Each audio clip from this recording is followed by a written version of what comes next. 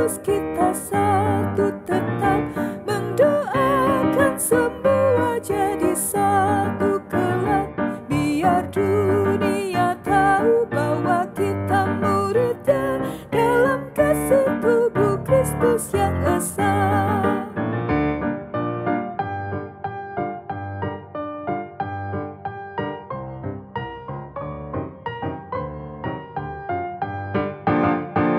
Kita bahu-membahu melayani terus. Kita bahu-membahu melayani terus.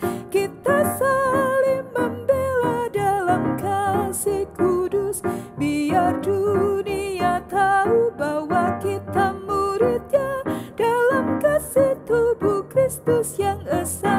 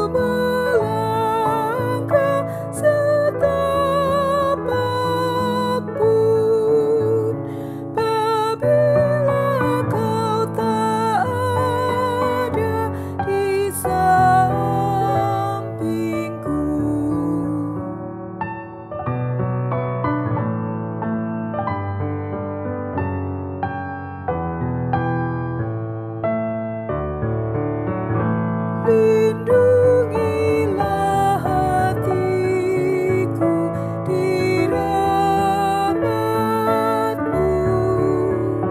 dan buatlah batinku tenang teduh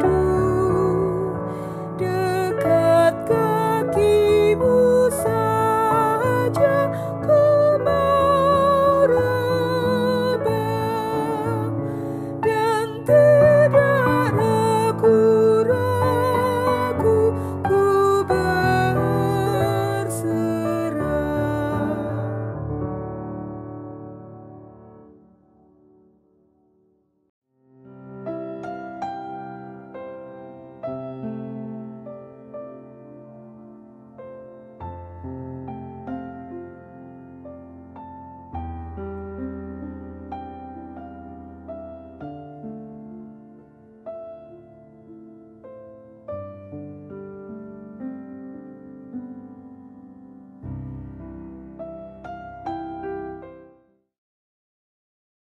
Saudara-saudara yang terkasih di dalam Kristus, bagaimana dengan Anda semua? Kabarnya baik-baik?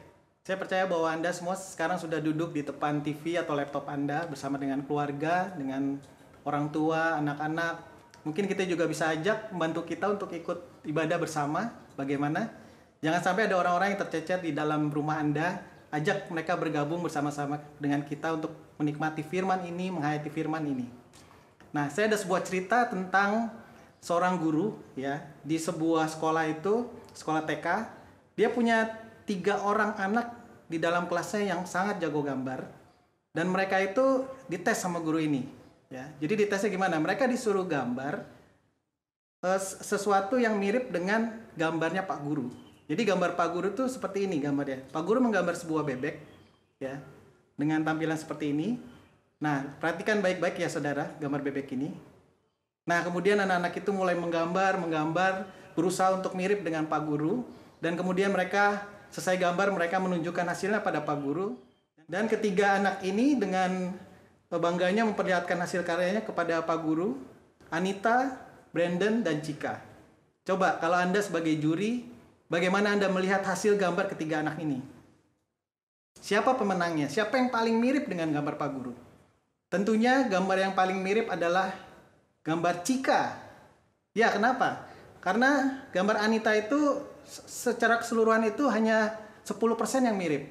Gambar Brandon dari badan ke kaki itu tidak mirip sekali dengan gambar Pak Guru. Jadi mungkin kemiripannya hanya sekitar 60%. Tapi gambar Cika 90% hampir mirip, hanya ketinggalan satu hal yang dia belum gambar, yaitu apa?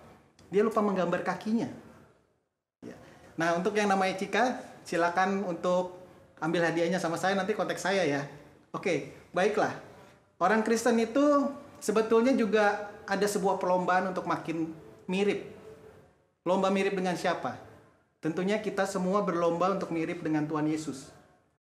Semua orang Kristen tidak terkecuali harus berlomba untuk semakin serupa, semakin mirip dengan Tuhan Yesus. Saudara-saudara, firman hari ini diambil dari Yohanes 17 ayat 1 sampai 11. Nah, firman ini terdiri dari 2 bagian. Nah, bagian pertama adalah doa Tuhan Yesus kepada Bapa untuk bisa meneguhkan penderitaannya menuju jalan salib. Di bagian berikut adalah tentang doa Tuhan Yesus bagi murid-muridnya. Bukan doa untuk dunia, tapi doa khusus untuk murid-muridnya. Dan doa ini dipanjatkan setelah ia memanjatkan doa kepada Bapa tentang biarlah cawan ini berlalu daripadaku. Dan setelah itu dia berdoa untuk murid-muridnya sebelum dia ditangkap dan mati di kayu salib. Jadi apa isi doa Tuhan Yesus untuk murid-muridnya? Di ayat 11 kita baca. Dan aku tidak ada lagi di dalam dunia, tetapi mereka masih ada di dalam dunia. Dan aku datang kepadamu, ya Bapa yang kudus, peliharalah mereka dalam namamu, yaitu namamu yang telah engkau berikan kepadaku, supaya mereka menjadi satu sama seperti kita. Jadi Tuhan Yesus akan segera mati dan bangkit, dan dia minta Bapa yang memelihara murid-muridnya supaya apa? Poinnya cuma satu, supaya menjadi satu. Nah, di sini kita akan melihat sebuah proses yang cukup panjang ya, yaitu pertama Bapa mengutus anak, Tuhan Yesus. Bapa dan anak adalah satu. Jadi Yesus dan Bapa adalah satu. Dan Yesus itu memancarkan karakter ilahi. Yesus itu memancarkan kemuliaan Bapa. Dan kemudian Yesus mengajar murid-muridnya selama 3 tahun. Dan dia mengajar tentang karakter ilahi, karakter kasih di dalam diri murid-muridnya. Dengan mencontohkan langsung di hadapan murid-muridnya. Dan kemudian murid-muridnya itu menjadi saksi dan terang dunia. Perhatikan, Allah Bapa dan Yesus, murid-murid dan dunia. Ini adalah sebuah proses pemuritan, menjadi murid Yesus. Doa Yesus itu adalah supaya kita semua orang Kristen itu makin nyatu. Makin nyatu itu apa? Makin mirip. Makin mirip itu apa? Jiplak, saudara-saudara. Jiplak Yesus, mirip Yesus. Kalau ada seorang jemaat berkata pada saya, "Pak, saya mau jadi Kristen, tapi saya tidak mau jadi murid." Nah, bagaimana menurut saudara? Saya rasa nggak mungkin ya, kalau kita jadi Kristen tapi kita nggak jadi murid. Artinya kita bilang sama aja dengan gini, "Pak, saya mau jadi Kristen, tapi saya nggak mau jiplak Yesus, saya nggak mau mirip sama Yesus." Itu kan mustahil ya. Apakah kita cuma mau menjadi Kristen ritual, Kristen tradisi, atau Kristen yang kompromi, yang hanya ingin bagus-bagusnya dari Tuhan, tapi kita nggak mau jelek-jeleknya, penderitaannya, kita nggak mau menderita untuk Tuhan gitu. Nah, tugas panggilan Bapa adalah untuk Yesus memancarkan terang kemuliaan, memancarkan terang ilahi. Yesus adalah manusia berkarakter ilahi. Yesus memuridkan murid-muridnya supaya murid-muridnya menjadi manusia berkarakter ilahi. Jadi panggilan kita sebagai orang Kristen, sebagai murid Yesus apa? Panggilan cinta kasih dan rela berkorban untuk sesama. Mungkin singkatnya saya bilang gini, berkorban habis-habisan buat orang lain. Bukan orang lain habis-habisan buat kita, tapi kita yang habis-habisan buat orang lain. Jadi gimana prosesnya supaya kita sama-sama bisa lebih jelas ya? Proses menyatunya ini dari Tuhan kepada kita gitu. Nah, proses menyatunya dari Bapa Yesus, terang itu menyatu dengan terang. Nah, kebetulan saya kan berdiri di depan pintu GKIPT ini kan. Perhatikan, ini adalah sinar terang. Cocok sama firman yang saya bawakan bahwa kita ingin menyatu dengan terang. Nah, ada sebuah kisah yang bisa membuat Anda mengerti tentang proses menyatu dengan terang. Bayangkan teman Anda berada di sebuah bukit yang gelap, di sebuah hutan, dan memegang sebuah senter yang sangat-sangat terang sekali. Dan Anda berada di jarak yang sangat jauh dari teman Anda, di tempat yang sangat gelap. Dan kemudian Anda perlahan-lahan melihat sebuah titik terang. Dan Anda mulai berjalan ke arah titik itu, karena titik itu seakan-akan menarik sekali. Anda mulai berjalan pelan-pelan. Dan waktu Anda berjalan pelan-pelan, semakin mendekat. Perhatikan, Anda mulai melihat titik itu, mulai kelihatan ada orang memegang senter dari jarak jauh. Kemudian badan Anda mulai terkena sinar, pelan-pelan dari gelap mulai agak terang. Kemudian Anda mendekat dengan sangat mendekat. Kemudian yang terjadi apa? Anda bisa melihat detail tubuh dari teman-teman Anda, keseluruhan, sangat detail. Dan sinar dari senter teman Anda itu bisa menerangi badan Anda secara penuh. Dan bahkan badan Anda pun bercahaya. Ini adalah sebuah konsep pantulan.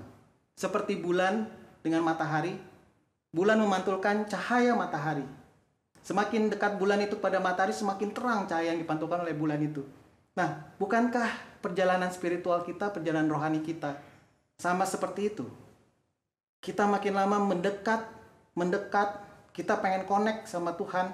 Kita makin dekat, kita memancarkan terang, kita memantulkan terang Tuhan, dan kemudian ada orang lain yang melihat terang itu. Dan terang itu adalah cinta kasih dan pengorbanan yang besar dari diri kita untuk orang lain. Habis-habisan untuk orang lain. Saya ingin mengenalkan 2 kata, connect dan share. Connect itu nempel, nyambung artinya. Share itu apa? Share itu berbagi. Jadi ada gerakannya. Jadi begini, connect ke atas ya, and bentuknya hati, share. Connect and share. Nah, prinsipnya apa? Di dalam kita bertumbuh secara rohani, connect itu penting. Kita connect sama Tuhan, baru kita bisa mantulin cahaya Tuhan. Kita connect sama Tuhan, baru kita bisa punya hati yang penuh kasih, mau repot untuk orang lain, mau meninggalkan kenyamanan kita, keamanan kita untuk habis-habisan buat orang lain. Ini adalah tugas panggilan Bapa untuk Yesus dan tugas panggilan Tuhan bagi Anda sebagai orang Kristen, sebagai murid Yesus. Dan ini tidak bisa dikompromikan. Nah, ada sebuah kisah yang ingin saya sharingkan pada saudara. Ini kisah yang nyata yang baru terjadi beberapa belakangan ini adalah ada 3 orang chef yang punya 3 buah restoran. Mereka memiliki restoran masing-masing. Nah, ada seorang yang meminta chef itu untuk memvideokan, bikin vlog, video blogger. Jadi kehidupan sehari-hari mereka dibikin video, diupload ke video blogger, ke vlog ya. Dan kita bisa melihat, nah, orang ini mengumpulkan kisah ketiga chef ini. Nah, chef ini yang pertama, chef ini waktu ada wabah corona, kita memberlakukan social distancing. Chef yang pertama itu menutup restorannya. Dia tinggal di rumah. Jadi dia terlihat di dalam video itu adalah dia belanja. Terus dia pulang rumah karena dia chef ya. Dia masak siang gitu. Dia masak steak ya, chicken cordon bleu, dia masak. Terus kemudian dia makan sendiri sambil nonton film di depan sofa ya, duduk di sofa.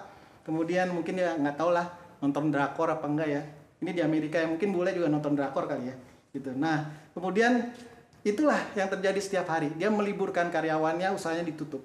Chef yang kedua, dia melakukan sesuatu yaitu tetap membuka restorannya, tetapi dia buka untuk pesan antar dan delivery. Cuma take away sama delivery ya. Tapi bukanya cuma setengah hari. Jadi apa yang dia lakukan di video-video itu? Jadi terlihat dia dengan karyawannya sibuk untuk membuat makanan delivery dan take away. Kemudian sore dia belanja dan malam dia masak sendiri ya, terlihat kegiatannya seperti itu. Nah, yang ketiga ini, chef ketiga ini sangat unik. Dia punya pikiran yang kreatif sekali. Dia melihat bahwa di rumah sakit di kota-kota tersebut banyak sekali rumah sakit yang tenaga medisnya itu keteteran untuk hal makanan ya, sibuk ngurusin pasien sampai mereka kadang makan terlewat gitu ya. Kemudian dia punya pikiran untuk memberikan makanan gratis untuk tim medis ini di beberapa rumah sakit di kotanya. Nah, kemudian dia kontak teman-temannya, mau nggak, ini ada rumah sakit, aku punya bisnis restoran, kalian nyumbang ya, kalian nyumbang, kita produksi, kita kirim nasi kotak ini ke rumah sakit dan kita berikan secara gratis. Nah, saudara-saudara, apa hubungan cerita ketiga chef ini dengan tema khotbah kita? Menyatu dengan Allah dan berkarya. Nah, intinya adalah menyatu dulu. Kenapa Tuhan Yesus berdoa untuk Bapa memelihara murid-muridnya supaya menyatu dengan Dia dan dengan Bapa? Karena kenapa Yesus nggak berdoa bahwa Bapa, tolong murid-murid saya supaya melakukan perbuatan baik. Karena konsepnya adalah bukan melakukan perbuatan baik dulu, tapi yang penting adalah connect dulu. Baru kita bisa sharing habis-habisan sama orang lain. Nah, kalau kita nggak connect, sharingnya kita itu, berbaginya kita itu hanya berdasarkan 2T. Yaitu nomor 1, transaksional, nomor 2, terbatas. Nah, bagaimana dengan transaksional? Kita mungkin baik sama orang, tapi kita mau baik sama orang supaya kelihatan baik, bukan karena kita punya belas kasihan terhadap orang itu. Ini 2 hal yang berbeda. Kemudian waktu kita baik, kita mau mendapatkan pujian dari orang lain. Waktu kita mau baik, kita pengen lihat status kita sebagai orang yang mungkin rohani, yang baik, itu menjadi terangkat. Kemudian waktu kita baik, kita mengharapkan kita dapat untung di masa depan. Ini adalah sharing yang transaksional, nggak connect. Yang kedua adalah terbatas. Orang-orang yang nggak connect, yang hatinya tidak dilembutkan oleh kasih, itu tidak punya kemampuan untuk sharing habis-habisan buat orang lain. Contohnya seperti ini. Misalkan teman kita bangkrut karena bisnisnya tertipu atau yang lain. Kita pengen bantu untuk modalin. Kalau orang nggak connect, dia biasanya bantu sekedarnya aja. Tapi kalau orang connect, dia punya kasih dan merasa sependeritaan dengan orang itu, dan dia akan bantu habis-habisan total, bahkan kalau perlu sampai dia kehilangan keamanan keuangan di masa depannya. Itu namanya baru connect dan baru share-nya habis-habisan. Nah, Hal kedua yang perlu kita perhatikan waktu kita connect, kita punya lingkaran kasih itu makin besar. Lingkaran kasih dari chef ini terlihat berbeda. Nomor satu, kita lihat. Chef yang pertama itu waktu penderitaan datang. Nah, ini uniknya sebuah penderitaan. Waktu penderitaan datang itu dia memperlihatkan wujud asli hati kita, diri kita, pribadi kita. Nah, kalau isi hati kita takut, itu hanya memperbesar rasa takut kita. Kalau isi hati kita kasih, itu akan membesar kasih kita. Chef yang satu takut, merasa nggak aman kesehatannya, takut ketularan sama pegawainya dan segala macam. Dia menutup itu. Akhirnya dia cuman mengamankan dirinya di rumah, masak untuk dirinya sendiri. Chef yang kedua, lingkaran kasihnya lebih besar. Tidak hanya untuk dirinya sendiri, tapi dia masih memikirkan pegawainya. Dia memikirkan dirinya dan pegawainya. Lingkaran kasihnya lebih besar daripada chef pertama. Dia tetap menjalankan usaha supaya pegawai-pegawainya itu bisa mendapatkan gaji bulanan dan keluarganya bisa makan. Nah, perhatikan chef yang ketiga. Lingkaran kasihnya lebih besar lagi. Dia tidak hanya memikirkan dirinya, dia memikirkan karyawannya, dia memikirkan kota di mana dia tinggal, dia memikirkan teman-temannya untuk diajak sosial, untuk menyumbang dana untuk bersama-sama melaksanakan proyek nasi kotak gratis ini. Perhatikan, seorang yang punya kasih di dalam hatinya, connect dengan Tuhan, itu sharingnya akan habis-habisan dan dia punya pikiran-pikiran kreatif bagaimana bisnis dia memancarkan terang kemuliaan Tuhan. Perhatikan, lingkaran kecil, mikir diri sendiri, mungkin kita mikirin keluarga kita, kemudian makin connect, kita memikirkan kompleks kita, masyarakat kita memikirkan gereja PTI, kita memikirkan Pondok Chandra. Begitu makin connect, hati kita memikirkan kota Surabaya. Beginilah prosesnya waktu kita connect. Tapi kalau nggak connect, hal seperti ini nggak akan terjadi. Jadi, apa yang dapat kita ambil? Hal-hal praktis apa yang dapat kita ambil, yang dapat kita lakukan dalam kehidupan kita sehari-hari? Sebagai orang Kristen, sebagai murid Yesus, sebagai komunitas gereja GKI Pondok Chandra Indah. Nomor satu, jangan fokus ke share dulu. Belajar connect dulu. Gimana cara belajar connect? Simple, dasarnya firman dan doa. Dan disiplin rohani. Cuman memang disiplin rohani itu tidak hanya sekedar baca renungan dan Alkitab. Sejarah Bapak Gereja itu sangat luas dan kaya dengan ratusan macam disiplin rohani. Salah satu kesalahan gereja adalah mereka langsung mengajar kepada moralitas. Mereka tidak mengajar disiplin rohani untuk membuat jemaatnya connect dulu, dan kemudian baru melakukan sharing, berbagi, dan gerakan sosial. Ini satu hal yang perlu kita pelajari sebagai gereja. Kita perlu mengajarkan bersama-sama kekayaan dari tradisi disiplin rohani gereja. Perbesar dulu, connect dulu, supaya hati kita penuh dengan kasih. Kemudian yang kedua adalah belajar sharing. Setelah connect, hati kita diubahkan menjadi lembut dan penuh kasih, kita baru bisa sharing habis-habisan. Nah, belajar sharing itu nggak cuman di gereja, di keseharian kita, di keluarga, di gereja, di kompleks RT kita, RW kita, di dalam posisi kita sebagai warga kota Surabaya. Ada satu hal yang mungkin sangat baik yang bisa kita terapkan, dan hal ini sudah dilakukan di beberapa gereja barat, yaitu mereka membuat suatu gelang yang tulisannya WWJD. Ya, bisa dilihat di gambarnya. Jadi WWJD ini artinya adalah What would Jesus do? Artinya, apa yang Yesus lakukan bila Yesus menjadi diri saya? Contohnya seperti ini. Bagaimana Yesus jika ia menjadi diri kita sebagai seorang anak? Bagaimana Yesus jika menjadi diri kita sebagai orang tua? Bagaimana Yesus bila kita menjadi menantu? Bagaimana menjadi mertua? Bagaimana apa yang Yesus lakukan? Bagaimana dia berperilaku? Bagaimana dia memperlakukan orang lain? Bagaimana Yesus bila ia menjadi jemaat GKI PTI? Bagaimana Yesus bila dia menjadi anggota masyarakat di Pondok Chandra? Bagaimana Yesus bila menjadi Anda sebagai warga kota Surabaya? Sebagai penutup, saya ingin mengajarkan satu hal sesuai dengan tema khotbah ini adalah menyatu dengan Allah, dan itu akan melembutkan hati kita penuh kasih, dan kita bisa sharing habis-habisan. Intinya adalah connect and share. Saya minta saudara-saudara berdiri sekarang. Saya minta saudara-saudara mulai menggerakkan tangan Anda mengikuti saya. Tapi dengan perlahan-lahan, ikutin connect and share ya. Connect dengan memikirkan bahwa kita connect dengan Tuhan yang penuh kasih. Kita menghayati Tuhan yang penuh kasih. Kita menghayati Yesus yang penuh kasih. Dan kemudian rasakan bahwa kasih itu ada di dalam hati kita. Kasih itu mengisi hati kita. Kita connect, kita makin dekat dengan terang itu, dengan kasih itu. Kita makin connect dengan sumber terang itu. Dan kemudian kita sharing dalam bentuk panggilan cinta kasih dan rela berkorban buat sesama. Coba hayati ini perlahan-lahan. Mari kita lakukan ini 2 kali lagi. Pelan-pelan. Connect. And share. Sambil dihayati dengan perasaan. Connect. And share. Amin. Tuhan Yesus memberkati saudara semua.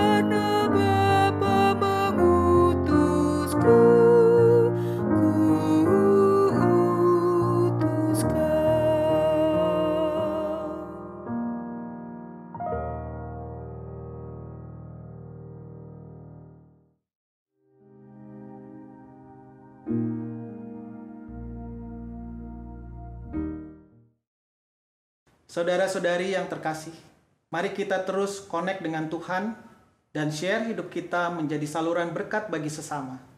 Dan terimalah berkat Tuhan.